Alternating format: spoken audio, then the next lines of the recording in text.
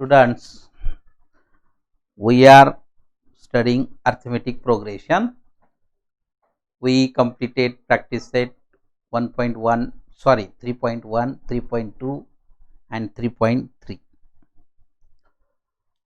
And now we are going to study problem set 3. विद्यार्थ्यांनो, आपण अंकगणिती श्रेणीचा भाग अभ्यासत आहोत, ज्यामध्ये सराव संच 3.1, 3.2 आणि 3.3 असा आपण पूर्ण केलेला आहे. आणि या तिन्ही भागावर आधारित जे काही प्रश्न संकीर्ण प्रश्न संग्रहात दिलेले आहेत ते आपण आज अभ्यासूया. तर या अगोदर आपण जे सूत्र अभ्यासलो ते पहिल्यांदा सूत्र लक्षात घ्या. We are studying 3 formulas. First formula is Tn is equal to A plus in bracket n minus 1 into D. This formula is used for finding the nth term of an AP. तर पहिल्यांदा आपण जे सूत्र अभ्यासलो ते अंकगणिती श्रेणीचे nवे पद कसं काढावं यासाठीचे जे सूत्र होते ते Tn बरोबर A अधिक n वजा 1 गुणिले D या पद्धतीचं होतं. त्यानंतर आपण जे सूत्र अभ्यासलो ते अंकगणिती श्रेणीच्या पहिल्या n पदांची बेरीज कसं काढायचं तो. Second formula for finding the sum of first nth term of an AP. Sn is equal to n by 2 in square bracket 2a plus in simple bracket n minus 1 into D. This is second formula. Also, if you know first term and last term, then for finding sum of nth term, Sn is equal to n by 2 in square bracket T1 plus Tn. जर आपल्याला पहिले पद आणि शेवटचे पद जर माहित असेल आणि जर त्या अंकगणिती श्रेणीतील जी काही पदे आहेत त्यांची बेरीज काढायची असेल तर आपण एक छोटं सूत्र वापरतो ते Sn बरोबर n/2 चौकटी कंसात T1 अधिक Tn. तर असे हे 3 सूत्र आपण अभ्यासलो आणि या सूत्रावर आधारित आपले 3 प्रॅक्टिस सेट हे पूर्ण झालेले आहेत. तर त्या प्रॅक्टिस सेटशी संबंधित जे काही या प्रॉब्लेम सेटमध्ये सूत्र जे उदाहरणे दिलेली आहेत त्या उदाहरणांचा आपण अभ्यास करू आणि मग आपला राहतो तो शेवटचा भाग वर्ड प्रॉब्लेमचा तो पाहूया. So second example. तर दुसरं उदाहरण पहा. Find the fourth term from the end in an AP -11, -8, -5, up to -49. एका या अंकगणिती श्रेणी दिलेली आहे -11, -8, -5, -49.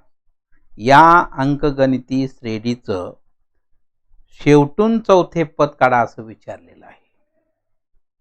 Find the fourth term from the end in an AP -11, -8, -5, up to -49. तर इथं आपल्याला अंकगणिती श्रेणी दिलेली आहे आणि या अंकगणिती श्रेणी मध्ये जी पदे आहेत त्या पदांपासून शेवटून चौथं जे पद येईल ते पद आपल्याला शोधायचं आहे. तर पहिल्यांदा दिलेली अंकगणिती श्रेणीचा विचार करू. Given AP is -11, -8, -5 up to -49. Then in this AP, you know the first term is equal to A is equal to T1 is equal to -11. What is -11? -11 is a first term. This is known as A, also denoted by T1. तर पहिले पद आपल्याला A बरोबर T1 बरोबर -11 माहित झाले. त्याच्यानंतर दिलेली क्रमिका ही अंकगणिती श्रेणी आहे म्हटल्यानंतर आपण पहिल्या 2 क्रमागत पदांमधला फरक दाखवतो ज्याला आपण D म्हणतो. Here the given sequence is an AP, so we find for D only the first 2 consecutive terms of the difference. So D is equal to T2 minus T1 is equal to -8 minus in bracket -11 is equal to minus 8 plus n whole is equal to 3. So here what is 3? 3 is a common difference. A is equal to minus 11. This is first term. And you know in this AP, what is 49? 49 is a Tn. Tn is a 49. What is Tn? Tn means last term of an AP. या अंकगणिती श्रेणीचं जे शेवटचं पद आहे त्याला आपण Tn म्हणतो. ते Tn किती आहे तर 49. तर by using formula Tn is equal to a plus n minus 1 into d. आता इथं आपल्याला त्या अंकगणिती श्रेणीमध्ये किती पदांची संख्या आहे ते काढायचं आहे पहिल्यांदा. तर Tn बरोबर a अधिक n वजा 1 गुणिले d. सूत्रामध्ये किमती ठेवा. 49 is equal to minus 11 plus n minus 1 into d. 3 into n 3n minus 3 and this is 49, this is minus 11. This minus 11 and minus 3 becomes minus 14 and this is a 3n and this is 49. This minus 14 becomes plus is equal to 3n. Addition 49 plus 14 is equal to 63 into 3 becomes divide.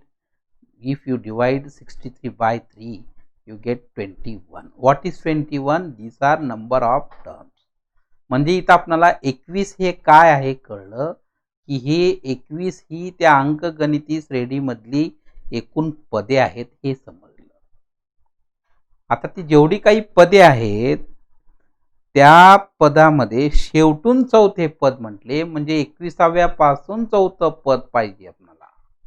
तर मग ते चौथं पद कोणतं हे जर काढायचं असेल तर आता इथं आपण काय सांगतो, the fourth term from the end means 21 minus 3 is equal to 18th term. 21 मधून 3 गेले तर 18 राहतात. तर आता आपल्याला इथं काय करावं लागेल, 18वं पद काढावं लागेल. मग ते चौथं पद कोणतं आहे ते आपल्याला भेटते. Then again by using formula Tn is equal to a plus n minus 1 into d. Substitute value, you know Tn means T18. Why? का तर कारण आपल्याला शेवटून चौथे पद म्हणजे 18वं पद माहित झालं. ते कोणतं हे माहित नाही हे काढण्यासाठी T18 बरोबर वजा 11 अधिक 18 वजा 1 कंस बंद गुणिले 3. This is minus 11 plus this is 17 into 3 minus 11 plus 51. You know subtraction is 40. What is 40? This is 18th term, means the fourth term from the end of the given AP is 40. अशा पद्धतीने शेवटून चौथं पद अंकगणिती श्रेणीचं किती आलं तर ते म्हणजे 40 आले. तर अशा पद्धतीचं हे दुसरं उदाहरण होते. यानंतर तिसरं उदाहरण पाहूया. in an AP the 10th term is 46. एक अंकगणिती श्रेणी आहे ज्याचं 10वं पद 46 आहे. Sum of the 5th and 7th term is 52. दुसरी अट काय आहे तर 5व्या आणि 7व्या पदांची बेरीज ही 52 आहे. तर ती क्रमिका कोणती म्हणजे ती अंकगणिती श्रेणी कोणती असं विचारलेलं आहे. आता इथं दोन अटी कोणकोणत्या आहेत पहा. Here which conditions are given? In an AP 10th term is 46 and sum of this 5th and 7th term is 52. या दोन अटींचा विचार करून आपल्याला ती अंकगणिती श्रेणी भेटते. तर here you know the 10th term of an AP is 46 given means T10 is equal to 46, n is equal to 10. Then by using formula Tn is equal to a plus in bracket n minus 1 into d. Substitute the value, you get equation a plus 9d is equal to 46. Tn म्हणजे T10, n म्हणजे 10 आहे, 10 वजा 1 9 d. त्याच्यानंतर T10 किती माहित होतं आपल्याला 46 आहे. अशा पद्धतीनं पहिलं समीकरण काय भेटलं तर a अधिक 9d बरोबर 46. आता हे समीकरण कशावरून भेटलं आपल्याला तर त्या अंकगणिती श्रेणीचं जे 10वं पद दिलेलं होतं 46 त्या 10व्या पदावरून आपल्याला एक समीकरण भेटले. तर दुसरी अट होती sum of the fifth and seventh term is 52. Second condition sum of the fifth and seventh term म्हणजे 5वं आणि 7वं असे दोन्ही पद मिळून 52 असं म्हटलेलं आहे. तर आता आपण पहिल्यांदा T5 काय समीकरण भेटते ते काढूया. You know fifth term means T5, n is equal to 5. Then by using formula you get equation T5 is equal to A plus 4D. Also seventh term means T7, n is equal to 7. Again by using formula you get equation T7 is equal to A plus 6D. तर आपल्याला त्या दोन पदांची बेरीज माहिती आहे. कोणत्या? 5व्या आणि 7व्या. म्हणून आता इथं आपण उल्लेख केलेला आहे की sum of the fifth and seventh term is 52 means T5 plus T7 is equal to 52. But you know T5 means A plus 4D and T7 means A plus 6D. आता ती दोन पदे म्हणजे कोणती आपल्याला माहित झालेली आहेत की T5 म्हणजे A अधिक 4D असं आपल्याला 2 मध्ये भेटलेलं आहे. आणि T7 म्हणजे A अधिक 6D असं आपल्याला समीकरण 3 मध्ये भेटलेलं आहे. आणि T5 अधिक T7 बरोबर 52 हे असं दिलेलं आहे. You know sum of T5 plus T7 is 52. T5 means A plus 4D and T7 means A plus 6D. Why? From 2 and 3. Then you know A plus A 2A and 6D plus 4D becomes 10D. So dividing each term by 2 you get 26 is equal to A plus 5D means equation A plus 5D is equal to 26. This is fourth equation. तर इथं आपल्याला हे दुसरं समीकरण कशावरून भेटलं तर 5व्या आणि 7व्या पदांची बेरीज 52 आहे यावरून आपल्याला हे समीकरण 1 भेटलं. आणि पहिल्यांदा आपल्याला 10व्या पदावरून एक समीकरण भेटलेलं होतं. You get an equation by 10th term of an AP A plus 9D is equal to 46. आता मिळालेल्या या दोन समीकरणांचा आपण विचार करतो. आता ह्या दोन समीकरणांची जर आपण वजाबाकी केला तर ती वजाबाकी काय ते पाहिजे. You know subtracting equation 1 from 4 you get 4D is equal to 20. D is equal to 20 by 4 so D is equal to 5. आलेली डी ची किंमत कोणत्याही एका समीकरणात ठेवा. Substitute D is equal to 5 in equation 1. A plus 9D is equal to 46. A plus 9 into 5 is equal to 46. A plus 45 is equal to 46. So A is equal to 46 minus 45 is equal to 1. You get here first term of an AP. A is equal to 1 and here the common difference D is equal to 5. अशा पद्धतीने आपल्याला त्या अंकगणिती श्रेणीचं पहिलं पद A बरोबर किती हे माहित झालं, 1 आलं आणि D म्हणजे सामान्य फरक D बरोबर 5 माहित झाले. तर आता आपल्याला अंकगणिती श्रेणी कोणती ती लिहायचं आहे. So here we find the terms in an AP. Then you know how to find terms in an AP. Add the common difference in previous term. आपण मागच्या पदामध्ये जर तो सामान्य फरक मिळवत गेलात तर आपल्याला पुढची पदे भेटतात असं आपण मागे अभ्यासलेलं होतं. So here T1 is equal to A is equal to 1. This is first term. How to find T2? Add common difference in previous term means T1. T2 is equal to T1 plus D. 1 plus 5 is equal to C. आता तिसरं पद कसं भेटणार. T2 मध्ये पुन्हा सामान्य फरक म्हणजे D मिळवावा. तो 6 अधिक 5 बरोबर 11 आहे. T4 मिळवायचे तर काय करणार आपण. T3 मध्ये सामान्य फरक म्हणजे या अगोदरच्या पदामध्ये तो सामान्य फरक मिळवावा तर आपल्याला पुढचे पद भेटते. अशा पद्धतीने तर त्या अंकगणिती श्रेणीमधली पदे कोणती तर 1, 6, 11, 16, up to dash dash dash. असं हे तिसरं उदाहरण होतं. यानंतर आपण चौथं उदाहरण पाहू. Fourth example. प्रत्येक प्रश्नामध्ये काय अटी दिलेल्या आहेत ते पहा. Here which condition is given. The AP in which fourth term is -15. प्रश्न वाचत असतानाच आपल्याला अटी लक्षात येतात. आता इथं आपल्याला पहिली अट भेटली की त्या अंकगणिती श्रेणीचं चौथं पद -15 आहे.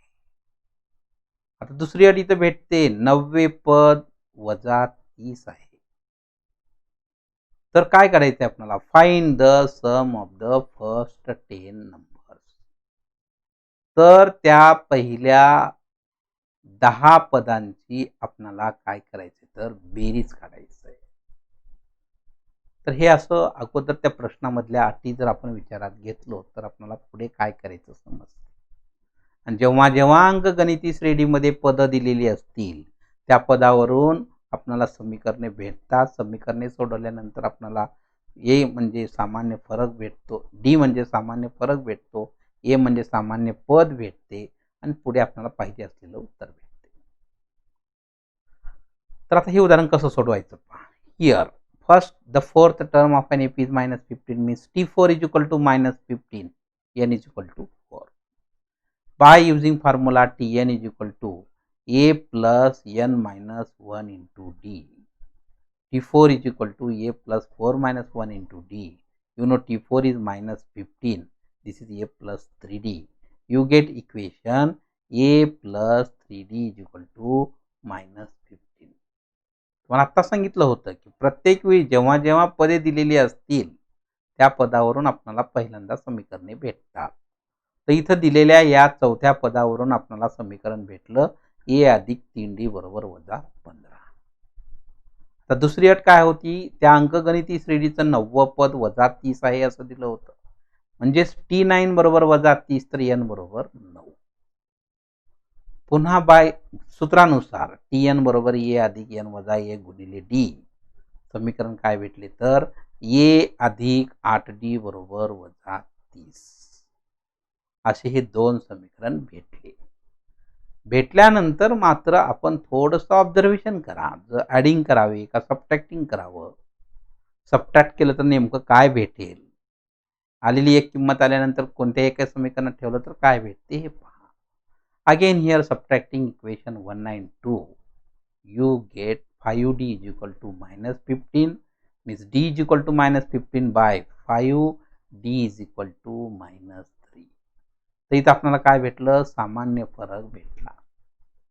दोन पैकी कोणत्याही एका समीकरणामध्ये ठेवा. Substitute this d is equal to -3 any one of the equation. You get a is equal to -6. आलेली d ची किंमत कोणत्याही एका समीकरणात ठेवा. आपण 1 मध्ये ठेवलं, पण d च्या ठिकाणी -3 हे -9 आले, -9 इकडे +9 झाले, वजाबाकी केलं तर -6 आले. अशा पद्धतीने आपल्याला इथं पहिलं पद a बरोबर -6 भेटले. दोन अटी माहित झाली. आता आपल्याला विचारलेला भाग जो होता तो आपण विचारात घेऊ. तर सम ऑफ फर्स्ट 10 टर्म्स हे आपल्याला फाइंड आउट करायचं आहे. Sum of the first 10 terms पहिल्या 10 पदांची बेरीज याचा अर्थ असा होतो S10 बरोबर प्रश्नार्थक चिन्ह, n बरोबर 10, a बरोबर -6, d बरोबर -3. You know formula Sn is equal to n by 2 in square bracket 2a plus in bracket n minus 1 into d. Then substitute value. You know S10 is equal to n is 10 by 2. This is 2 into -6 plus in bracket 10 minus 1 into d is -3. 2 5s are 10. This is -12 plus 9 into -3. 3 9s are 27 plus minus minus. -12 minus 27 becomes -39. Product -90. 195. So here S10 is equal to अशा पद्धतीनं S10 बरोबर काय भेटले तर -195. What is S10? The sum of first 10 terms of an AP is -195. अशा पद्धतीने पहिल्या त्या 10 पदांची जी बेरीज आपल्याला शोधायची होती ती बेरीज किती आली तर -195. उदाहरणे सोडवताना थोडंसं वास्ट वाटतात, पण जे काही आपण क्रिया करतो ती क्रिया मात्र टप्प्याटप्प्याने करा.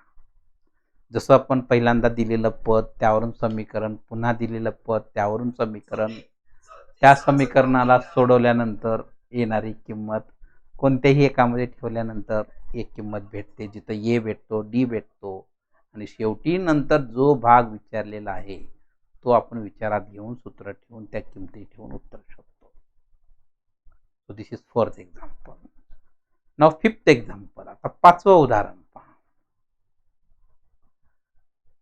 In this fifth example 2 APs are given. 2 अंकगणिती श्रेणी दिलेत. त्यांची पद माहिती आहेत. 9,7,5, डॅश डॅश डॅश ही पहिली अंकगणिती श्रेणी आहे. and 24, 21, 18, up to dash dash dash, this is second AP. अट दिलेली आहे पुढे. Condition is given if nth term of both progressions are equal. आता इथं महत्वाची अट काय आहे, हे जी अंकगणिती श्रेणी आहे यावरून आपण जे TN काढणार आहात ते TN हे दोघांचंही सारखं आहे असं दिलेलं आहे, ज्याला आपण nth term is TN of both these progressions are equal. मग असं असताना आपल्याला शोधायचं काय, तर then find the value of n and nth term. असं असताना इथं आपल्याला दोन उत्तरे विचारले, n ची किंमत आणि ते nवे पद जे काही असेल ते nवे पद काढा. तर दिलेली पहिली अंकगणिती श्रेणी 9,7,5, dash dash dash. The given first AP is 9,7,5. You know T1 is 9, T2 is 7, T3 is 5. Find common difference DT2 minus T1 is equal to 7 minus 9 is equal to -2. By using formula Tn is equal to A plus in bracket n minus 1 into D. Substitute value A is 9, this is n minus 1 into D is -2. Then this is 9, this is minus 2n minus minus plus 2. 9 plus 2 is equal to 11. This is minus 2n. So you get first Tn is equal to 11 minus 2n. अशा पद्धतीने आपल्याला पहिलं nth term काय भेटलं, पहिल्या अंकगणिती श्रेणीचं 11 वजा 2n. हे पहिल्या अंकगणिती श्रेणीचं nवे पद आले. तसंच या दुसरी अंकगणिती श्रेणी कोणती दिलेली आहे, second AP is 24, 21, 18, up to dash dash dash. You know here which is first term. A is equal to T1 is equal to 24, T2 is 21, T3 is 18, D is equal to T2 minus T1. 21 minus 24 is equal to -3. Again by using formula Tn is equal to A plus n minus 1 into D. Substitute value A is 24, this is n minus 1, D is -3. This is 24 minus 3n minus minus plus 3 वजा 3 न या कंसाला गुणा, तर वजा 3 गुणिले n वजा 3n होतो, वजा वजा अधिक 3 1 3, 24 आणि 3 27 होतात, वजा 3n. अशा पद्धतीने दुसरी अंकगणितीची श्रेणी होती त्याचं पद आपल्याला nवे पद काय भेटले, तर Tn बरोबर 27 वजा 3n. हे दिलेल्या दोन अंकगणिती श्रेणीवरून nth टर्म माहित झालं, nवे पद काढलो. अट दिलेली होती की nवे पद हे त्या अंकगणिती श्रेणीचं कसं आहे, समान आहे. nth term of both the progressions are equal, म्हणजेच आपण सांगतो की 11 वजा 2n बरोबर 27 वजा 3n. कारण 11 वजा 2n हे पहिल्या अंकगणिती श्रेणीचं nवे पद होतं, 27 वजा 3n हे दुसऱ्या अंकगणिती श्रेणीचं nवे पद होतं.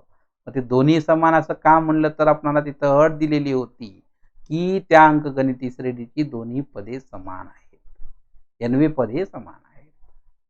हा वजा 2n जशाच तसं, वजा 3n इकडे अधिक 3n झाले, 27 अधिक 11 वजा झाले, तर n बरोबर आले 16.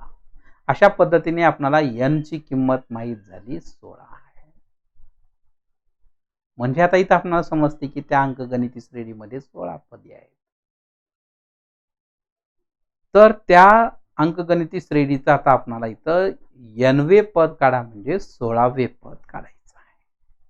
तर T16 बरोबर प्रश्नार्थक चिन्ह, n बरोबर 16, A बरोबर 9, D बरोबर वजा 2. कोणतीही एक अंकगणिती श्रेणी विचारात घेऊन त्याचं A आणि D घ्या, किंवा डायरेक्ट तुम्ही 1 किंवा 2 मध्ये जरी किंमत ठेवलात तरी आपल्याला उत्तर भेटते. तर इथं आपण पहिल्या अंकगणिती श्रेणीचा विचार करून a बरोबर 9, d बरोबर -2 घेतलं. t बरोबर t16 तर काढायचं आहे आणि n बरोबर 16. पुन्हा सूत्र tn बरोबर a अधिक n वजा a गुणिले d. तर t16 बरोबर या सूत्रामध्ये किमती ठेवलं. a च्या ठिकाणी 9 अधिक n म्हणजे 16 वजा 1 गुणिले d च्या ठिकाणी -2. This is 9, this is plus 16 minus 1 15 and this is minus 2. 15 2s are minus 30. 9 minus 30 minus 21. So this is the 16th term. Means nth term of an AP is minus 21 and the value of n is 16. अशा पद्धतीने आपल्याला विचारलेली दोन उत्तरे आपण काढलं. n ची किंमत किती आली तर ती n ची किंमत 16 आली आणि त्या अंकगणिती श्रेणीचं n वे पद काय आले तर -21. असं हे 5वं उदाहरण होतं. त्यानंतर 6वं उदाहरण. In the 6th example, the sum of 3rd and 8th terms of an AP is 7. पुन्हा इथं अट काय दिले पहा. सम ऑफ कोणाची बेरीज 3ऱ्या आणि 8व्या पदाची बेरीज किती आहे तर 7 आहे. ही पहिली अट. दुसरी अट काय पहा. Second condition and sum of 7th and 14th term is -3. This is second condition. दोन अटी दिलेल्या आहेत. या अगोदर आपण एक उदाहरण अभ्यासलो वर. तिथं आपल्याला दोनच पदांची बेरीज दिलं होतं. इथं पहिल्यांदा 2 पदांची बेरीज दिली आणि पुन्हा आणखीन दुसऱ्या 2 पदांची बेरीज दिलेली आहे आणि विचारलेलं आहे 10वे पद. Find the 10th term. So first condition, sum of 3rd and 8th term of an AP is 7. 3rd term means T3, 8th term means T8 and sum of these two term means T3 plus T8 is equal to 7. T3 अधिक T3 अधिक T8 बरोबर 7 असं दिलेलं आहे. तर आता इथं आपण सूत्र कोणतं वापरणार. Tn बरोबर a अधिक n वजा a गुणिले d. तर T3 म्हणजे काय होणार तर ह्या सूत्रानुसार a अधिक n म्हणजे 3 वजा 1 गुणिले d. हा एवढा भाग T3 बद्दल आला. आता आपण वेगळं वेगळं काढण्याच्या ऐवजी 2 in 1 वापरलं. हे T3 चा भाग. आता T8 चा भाग कसा येतो पहा. अधिक a अधिक n वजा 1 म्हणजे 8 वजा 1 गुणिले d बरोबर 7. हे दोन अटी समजले का पहा. इथं आपण वेगवेगळं न काढता दोघांचीही बेरीज एकत्रित दाखवलेलं आहे आणि सूत्र एकदा लिहून ठेवलेलं आहे आपण की Tn बरोबर a अधिक n वजा 1 गुणिले d. आता Tn म्हणजे T3 सूत्रानुसार हे पहा a अधिक n वजा 1 म्हणजे 3 वजा 1 गुणिले d. आता T8 म्हणजे पुन्हा अधिक a अधिक 8 वजा 1 गुणिले d. या दोघांची बेरीज 7 असं आपल्याला प्रश्नात दिलेलं आहे. आता सोडवा. Solve them. a plus 2d plus a plus 7d is equal to 7. a plus a 2a and this 2d and 7d becomes 9d is equal to 7. So you get first equation. अशा पद्धतीने पहिलं समीकरण काय भेटलं. 2a अधिक 9d बरोबर 7. तर दोन्ही एकत्रित जर जमत नसेल तर आपण काय करावं. वेगवेगळं सुद्धा काढू शकता. नंबर द्या पुन्हा दोन्हीची बेरीज करा. जसं की आपण या अगोदरच्या उदाहरणामध्ये केलं होतं. पण तिथं आपल्याला एकच कंडिशन दिलेली होती. आता इथं पुन्हा आणखीन दुसरी कंडिशन तीच आहे. या second condition is also same. Sum of 7th and 14th term of an AP is -3. 7th term means T7, 14th term means T14 is equal to what? -3. म्हणून इथं आपण काय लिहिलं. T7 अधिक T14 बरोबर -3. आता त्या सूत्रानुसार आता आपण T7 म्हणजे काय लिहितो. a अधिक n वजा 1 म्हणजे 7 वजा 1 गुणिले d.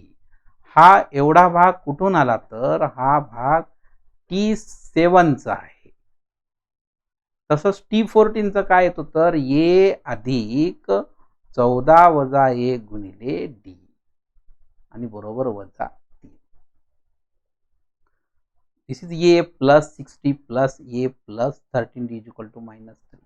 A plus a 2a and this 6d plus 13d becomes 19d is equal to minus 3.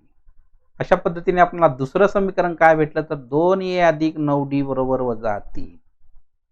दोन समीकरणे भेटले, आपण त्यांची काय करू आता वजाबाकी करू, कारण इथं आपल्याला ए हे पद नाहीच होणार. तर subtracting equation 1 and 2 you get 10d is equal to what? minus 10.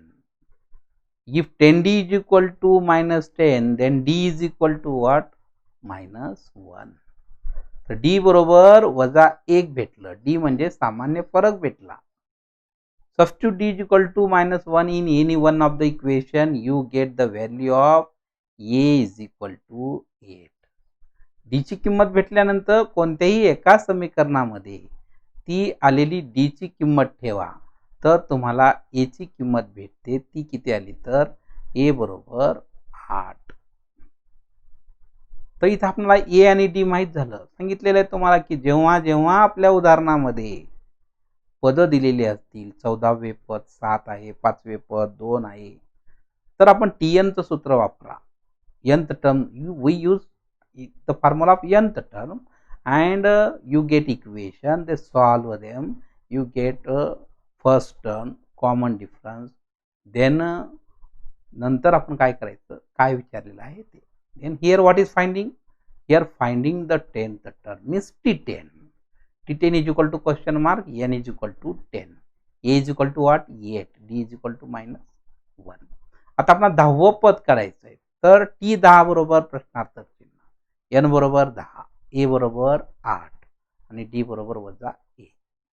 पुन्हा सूत्र tn बरोबर a अधिक n वजा 1 गुणिले d. tn म्हणजे t10, t10. सूत्रामध्ये किमती ठेवा. सोडवले असता आपल्याला त्या अंकगणिती श्रेणीचं 10वं पद किती भेटलं तर वजा 1.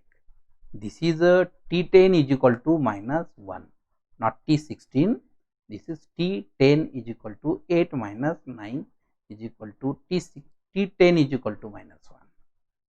तर इथं आपल्याला अंकगणिती श्रेणीचं 10वं पद विचारलेलं होतं, तर ते 10वं पद किती आले? वजा 1. This is not 16, this is 10. Last, the 10th term of given AP is minus 1. Then 7th example. In an AP, the first term is minus 5. आता या गणितामध्ये आपल्याला पहिलं पद दिलेलं आहे वजा 5, जे की आतापर्यंत आपण शोधलं ते आता इथं दिलेलं आहे. लास्ट टर्म इज 45, शेवटचे पद 45 आहे, म्हणजे tn बरोबर 45, a बरोबर वजा 5. पुढे काय म्हणले पहा, if sum of all numbers in the AP is 120, then how many terms are there? जर त्या अंकगणिती श्रेणी मधल्या सर्व पदांची बेरीज 120 असेल तर ती पदे कोणती? Means here Sn is equal to 120. What is the common difference? आणि शेवटी सामान्य फरक d बरोबर किती असं विचारलेलं आहे. तर असं हे दिलेल्या उदाहरणामधल्या अटी आपण शोधलं. Here what is given again, the first term is -5, last term is 45, means t1 is equal to a is equal to -5 and tn is equal to 45. Sum of all numbers in AP is 120, means Sn is equal to 120.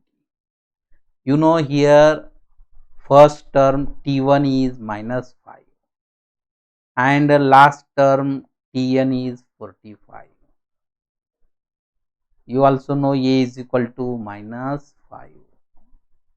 Then use formula Sn is equal to n by 2 in square bracket t1 plus tn. Why? You know t1, you know tn. Then Sn is 120, this is n by 2, this is -5 plus 45. 45 minus 5, 40, this is 2 2s are 4, 2 0s are 0. 120 is equal to 20, n is equal to 120 by 20, so n is equal to 6. अशा पद्धतीने इथं आता आपल्याला काय माहित झालं की त्या अंकगणिती श्रेणीमध्ये 6 पदे आहेत. There are 6 terms in an AP, means you find nth term means tn is equal to t6 is equal to what? 45. By using formula Tn is equal to A plus n minus 1 into D. आता इथं आपल्याला समजले की अंकगणिती श्रेणीमध्ये एकूण 6 पदे आहेत. 6 पदे आहेत याचा अर्थ असा होतो की तो T6 आहे आणि आपल्याला शेवटचं पद माहिती आहे. पदांची संख्या तर 6 आहे म्हणजे ते T6 झालं आणि शेवटचं पद किती आहे ते तर दिलेलं होतं 45. यावरून इथं आपल्याला असं सांगता येते की या अंकगणिती श्रेणीमध्ये Tn बरोबर T6 बरोबर किती आहे तर 45 आहे. आता इथे विचारलंय आपल्याला सामान्य फरक. Here what is find out common difference. Then again by using formula Tn is equal to A plus n minus 1 into D. You know Tn is 45. This is A is minus 5. 6 minus 1 into D. This is 45 minus 5 plus 5D. Then this minus 5 becomes plus 5. 50 is equal to 5D. D is equal to 55. 50 by 5. So D is equal to 10. What is T? Common difference. The common difference is 10. अशा पद्धतीनं या उदाहरणामध्ये आपल्याला जो सामान्य फरक विचारलेला होता तो किती आला तर 10. यानंतर 8वं उदाहरण पाहू. Sum of 1 to n natural numbers is 36. आता इथं आपल्याला बेरीज कोणाची दिलेली आहे 1 पासून n पर्यंत असलेल्या नैसर्गिक संख्याची बेरीज 36 आहे. आता एवढं वाचल्यानंतर आपण अगोदर लक्षात घ्यायला पाहिजे की व्हॉट इज 1. इथं 1 काय आहे n काय आहे. 1 हे पहिले पद होते, n हे शेवटचे पद होते. पुन्हा दिलेलं आहे की sum of 1 to n natural numbers means Sn is equal to what 36. तर विचारले काय then find the value of n. तर n ची किंमत किती. तर उदाहरणामध्ये जे अटी दिलेल्या आहेत त्यानुसार Sn बरोबर 36, A बरोबर 1. The difference between natural number is 1. कोणत्याही नैसर्गिक संख्येमधला फरक हा 1 असतो म्हणून आपण इथं सांगतो की D बरोबर 1. आता त्या अंकाची बेरीज दिलेलं होतं म्हणून आपण Sn बरोबर सूत्र वापरतो. Here what is given sum of 1 to n natural number is given. So we use formula Sn is equal to n by 2 in square bracket 2a plus in bracket n minus 1 into d. Sn is 36. This is n by 2. 2 into 1 plus n minus 1 into 1. आता हे भागिले 2 इकडे गुणिले झाले आणि हा bake बे त्याच्यानंतर हा n वजा 1 आणि हे 1 ना आपण काय करतो गुणतो. परत पहा भागिले 2 इकडे गुणिले झाले 36 गुणिले 2 आला बरोबर हा n जशाच तसे बेक बे 1 न जर गुणला तर हाच गुणाकार येतो n वजा 1. 72 is equal to n in bracket n plus 1. Why 2 minus 1 is 1. Then n into n square n into 1 n. So here you get quadratic equation. n square plus n minus 72 is equal to 0. इथं आपल्याला वर्ग समीकरण भेटले. आता आपण अवयव पाडणार. You know how to factorize. Product b minus 72 and subtraction 1. So you know factors. गुणाकार केलं तर वजा 72 यावं, वजा बाकी केली तर 1 यावी. तर 9 8 जा 9 8 72. चिन्ह काय देतो आपण अधिक वजा. तर n वर्ग अधिक 9n वजा 8n वजा 72 बरोबर 0. तर या पहिल्या दोघांमध्ये आपण काय करतो कॉमन काढतो. You know what is common in n square plus 9n. n is common. Remain n plus 9. Here you know what is common minus 8 is common and what is remain n plus 9 is equal to 0. Both brackets are same. दोन कंस सारखे आहेत. एकदा लिहा वेगळ्याचा एक कंस करा. n अधिक 9 बरोबर 0 n वजा 8 बरोबर 0. तर n बरोबर वजा 9 किंवा n बरोबर 8. But the natural numbers can not be negative. नैसर्गिक संख्या ह्या ऋण नसतात म्हणून n बरोबर नाही वजा 9. तर n बरोबर 8. अशा पद्धतीने आपल्याला विचारलेल्या n ची किंमत किती आली तर ती 8 आली. The value of n is 8. तर असं हे आपण जे काही प्रॅक्टिस सेट मधली उदाहरणे अभ्यासलो त्याचे संबंधित आता हे शेवटचं उदाहरण आहे 9. या 9व्या उदाहरणामध्ये थोडंसं वेगळेपणा दिसतो का पहा. Divide 207 in 3 parts such that all parts are in AP and product of two smaller parts will be 4623. आता इथं 9व्या उदाहरणामध्ये आपल्याला काय सांगितलेलं आहे की 207 या संख्येचे असे 3 भाग करा की ते अंकगणिती श्रेणीमधले असावे आणि त्या दोघांची बेरीज, दोन भागांची छोट्या भागांची बेरीज 4623 आहे असं दिलं. 3 भाग म्हणजे आता इथं आपण गृहीत धरतो की the 3 parts of 207 which are in AP are A minus D, A and A plus D. आता या 207 चे आपल्याला 3 भाग करायचे आहेत. You know which are 3 parts in an AP.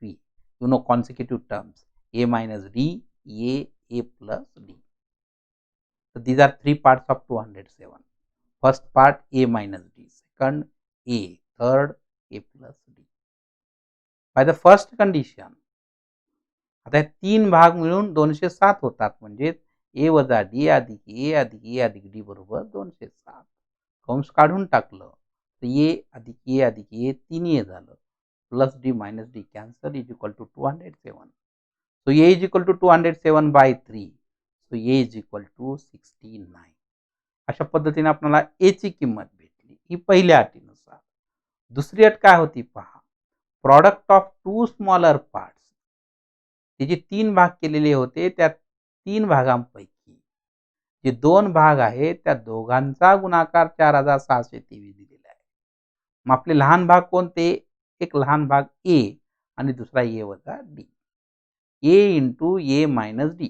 These are two smaller parts is equal to 4623. Multiply A into A square. But you know value of A. Put the value of A. A is 69. This is 69 minus D is equal to 4623. Why? From 1. आपल्याला याची किंमत भेटली होती ती आपण ठेवलं. तर 69 गुणिले 69 वजा D बरोबर 4623 गुणिले 69 हा भागिले झालं. 69 ने भागले असता 67 आले. त्यानंतर हा वजा D इकडे अधिक झालं. हा अधिक 67 इकडे वजा 67 झाले.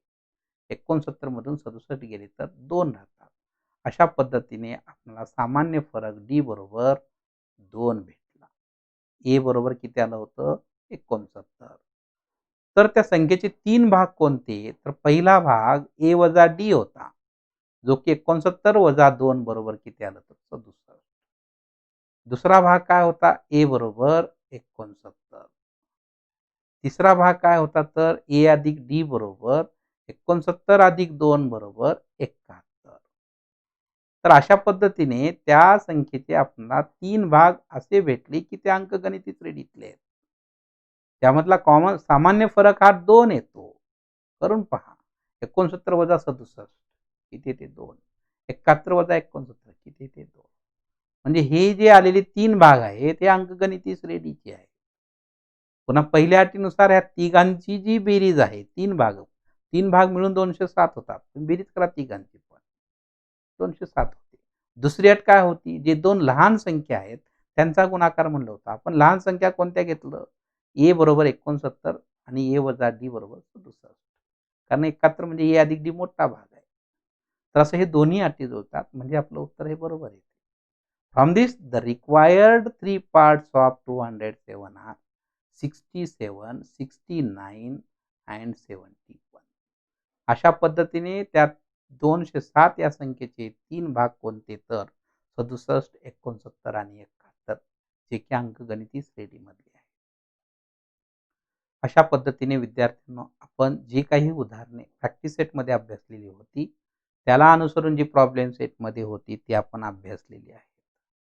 राहिला फक्त प्रश्न क्रमांक पहिला संकीर्ण प्रश्न संग्रहातला तो तुम्ही स्वतः सोडवा आणि त्याचबरोबर होमवर्क म्हणून ही सर्व उदाहरणे अभ्यासल्यानंतर जे काही प्रॅक्टिस सेट आपण अभ्यासलो त्या अगोदरची सर्व उदाहरणे तुम्ही अभ्यासावीत आणि मग आपण राहिलेला जो शेवटचा आपला शाब्दिक उदाहरणेचा भाग आहे, application of an AP word problems, तो भाग आपण पुढच्या व्हिडिओमध्ये अभ्यासू. तर होमवर्क म्हणून तुम्ही संकीर्ण प्रश्नसंग्रहातला पहिला प्रश्न आणि जे आपण 3 प्रॅक्टिस सेट अभ्यासलेले आहेत, त्या अगोदर जे काही सोडवलेली उदाहरणे आहेत, ती प्रत्यक्ष न पाहता आपण स्वतः सोडवावी. ओके. Thank you.